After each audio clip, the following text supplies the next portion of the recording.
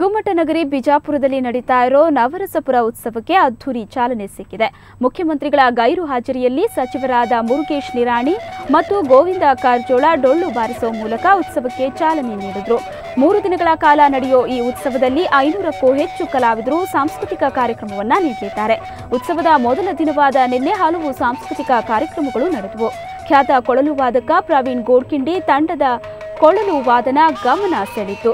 Fusion ಒರಿಸ್ಸಾದ ರತಿಕಾಂತ Mohapatra ತಂಡದಿಂದ ಒಡಿಸ್ಸಿ ನೃತ್ಯ ಮತ್ತು ಚಂದ್ರಿಕಾ ಗುರುರಾಜ್ ತಂಡದಿಂದ ಕನ್ನಡ ಮತ್ತು ಹಿಂದಿ ಚಲನಚಿತ್ರ ಗೀತೆ ಗಾಯನ ಕಾರ್ಯಕ್ರಮ ಪ್ರೇಕ್ಷಕರ ಮನಸೂರೆಗೊಂಡವು.